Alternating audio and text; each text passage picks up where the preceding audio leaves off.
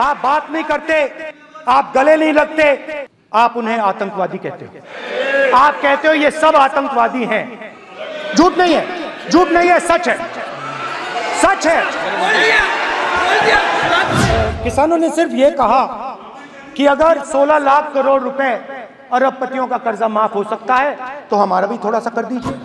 तो किसानों में आपने डर डाला, भय डाला, महिलाओं में महंगाई, गैस सिलेंडर, सेना में अग्निवीर, हर व्यक्ति के लिए आप लोगों ने भय का कोई ना कोई पैकेज दिया, गिफ्ट दिया, तोहफा दिया। किसानों को डराने के लिए लैंड एक्विजिशन बिल जो हम लाए थे, उनकी जमीन की रक्षा करने के लिए, उनको सही कॉम्पनसेशन देने के लिए, उसको आपने खत्म कर दिया। यहां कोशिश की, कर नहीं पाए तो स्टेट्स में खत्म कर दिया, खत्म कर दिया। हर स्टेट में आपने खत्म कर दिया है। अगर आप जानते नहीं हो चेक कर लो, हर स्टेट में, हर स्टेट में, हर भाजपा की स्टेट में खत्म कर दिया। तो किसानों को जो हमने लैंड एक्विजिशन बिल तैयार किया था सही मुआवजा दिलाने के लिए, उसको आपने रद्द किया। उसके बाद किसानों को डराने के लिए, याद रखिए शिव जी कहते हैं डरो मत, डराओ मत। किसानों को डराने के लिए आप 3 नए कानून लाए। प्रधानमंत्री ने उनसे कहा कि ये आपके फायदे के कानून हैं। सच्चाई थी कि वो अदानी जी, अंबानी जी के फायदे के कानून थे। हिंदुस्तान के सारे किसान खड़े हो जाते हैं। आज तक सड़क ब्लॉक है। अगर आप वहां जाएंगे, आज तक आपको दिखेगा कि वो सड़क जिस पे किसान आए थे वो आज तक बंद पड़ी हुई है। हरियाणा में 2 जगह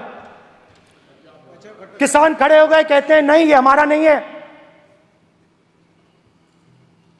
आप हमारे से हमारी मेहनत का फल छीनना चाहते हो, हम इस बात को एक्सेप्ट नहीं करेंगे।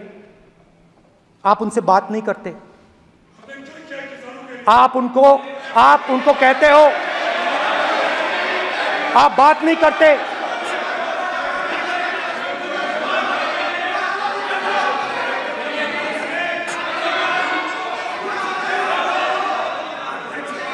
आप बात नहीं करते, आप गले नहीं लगते, आप उन्हें आतंकवादी कहते हो। आप कहते हो ये सब आतंकवादी हैं। झूठ नहीं है, झूठ नहीं है, सच है, सच है।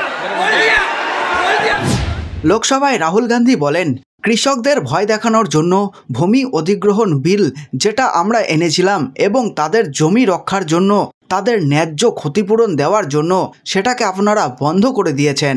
এখানে চেষ্টা করেছিল, করতে পারেনি, তাই রাজ্যে বন্ধ করে দিয়েছে, প্রতিটি রাজ্যে বন্ধ করে দিয়েছে। যদি আপনি না জানেন তাহলে চেক করে নিতে পারেন, প্রতিটি বিজেপি শাসিত রাজ্যে বন্ধ করে দিয়েছে। এরপর রাহুল গান্ধী বলেন, মনে রাখবেন শিবজি বলেন ভয় পেও না, ভয় দেখিও না। এরপর তিনি আরও বলেন, কৃষকদের ভয় দেখানোর জন্য আপনারা 3টি নতুন আইন নিয়ে আসেন।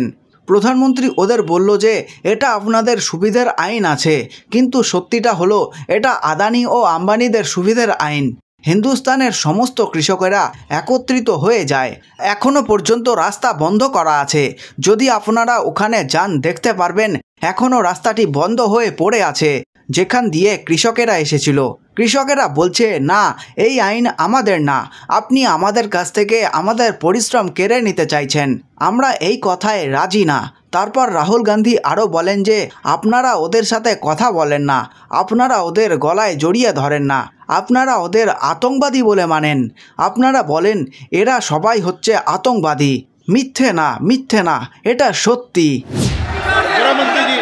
मान्यवर, मैं समझ रहा हूं कि विपक्ष के नेता नाते पहली बार बोल रहे हैं, मगर नियमों के पुस्तक के बाहर वो नहीं जा सकते। ये स्टेटमेंट करे कि हम कहते हैं कि किसान आतंकवादी, तो कैसे सदन में चल सकता है? मान्यवर, आप एक तरफा नियमों के ऊपर जाकर उनको रियायत दे रहे हो। मान्यवर, हमें संरक्षित करिए, ऐसे नहीं चलता है। রাহুল গান্ধীর ভাষণের পাল্টা অমিত শাহ বলেন, আমি বুঝতে পারছি বিরোধী দলনেতা এখানে প্রথমবার বলছেন, কিন্তু নিয়মের বাইরে উনি যেতে পারবে না। উনার বক্তব্য হচ্ছে, আমরা বলি যে কৃষকেরা আতঙ্কবাদী। এটা কেমন করে এই সদনে চলতে পারে চেয়ারম্যান সাহেব?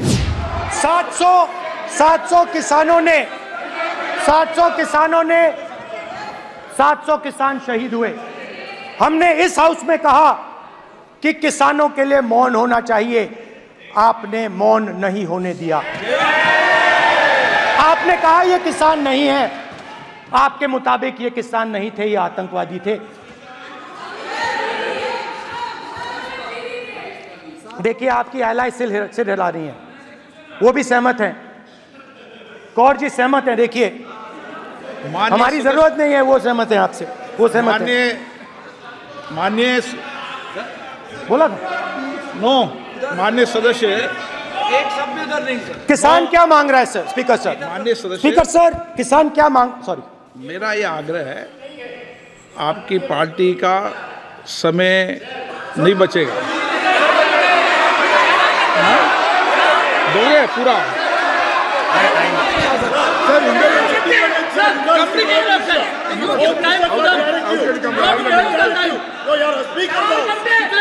आप नहीं बोलेंगे, ये बोलेंगे सर। और आप तो सर और स्पीकर सर, आप तो किताब स्पीकर सर, किसानों ने, स्पीकर सर किसानों ने मांगा क्या? स्पीकर सर किसानों ने मांगा क्या? स्पीकर ने सिर्फ किसानों ने सिर्फ ये कहा कि अगर 16 लाख करोड़ रुपए अरबपतियों का कर्जा माफ हो सकता है तो हमारा भी थोड़ा सा कर दीजिए। किसान ने यह कहा कि हर प्रोडक्ट के लिए सही प्राइस मिलती है, हमें भी एमएसपी दे दीजिए। और आप लोगों ने कहा किसान का कर्जा माफ नहीं होगा और एमएसपी नहीं मिलेगी।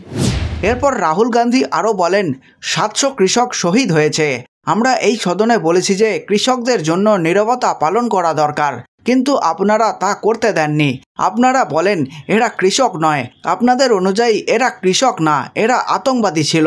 এরপর কৃষকদের নিয়ে রাহুল গান্ধীর ভাষণের পাল্টা জবাব দেন কৃষি মন্ত্রী শিবরাজ সিং চৌহান।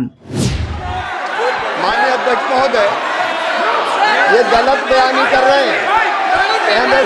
एमएसपी सरकार दे रही है और ये मोदी जी की सरकार है जिसको उत्पादन की लागत पर कम से कम 50%, माननीय अध्यक्ष महोदय, उत्पादन की लागत पर कम से कम 50% जोड़कर एमएसपी दी जा रही है और नहीं दी जा रही। ये सत्यापित करें माननीय अध्यक्ष महोदय, ये गलत बयानी कर रहे हैं, ये सदन को गुमराह कर रहे हैं, गलत बयानी कर रहे हैं। आज भी एमएसपी पर खरीद जारी है और अभी खरीद की फसलों के एमएसपी के रेट देखिए। ये बताए जब इनकी सरकार थी तब एमएसपी कितनी, तब एमएसपी कितनी मिलती थी और उस समय खरीद कितनी होती थी माननीय अध्यक्ष, उस समय खरीद कितनी होती थी। आज भी एमएसपी पर खरीद जारी है माननीय अध्यक्ष महोदय, ये गलत बयानी कर रहे हैं। ये सत्यापित करें इसको कि एमएसपी पर खरीद नहीं हो रही, ये सत्यापित करें माननीय अध्यक्ष महोदय, ये गलत बयानी की जा रही है। देना चाह रहे, इनको नहीं बोलने देना चाह रहे।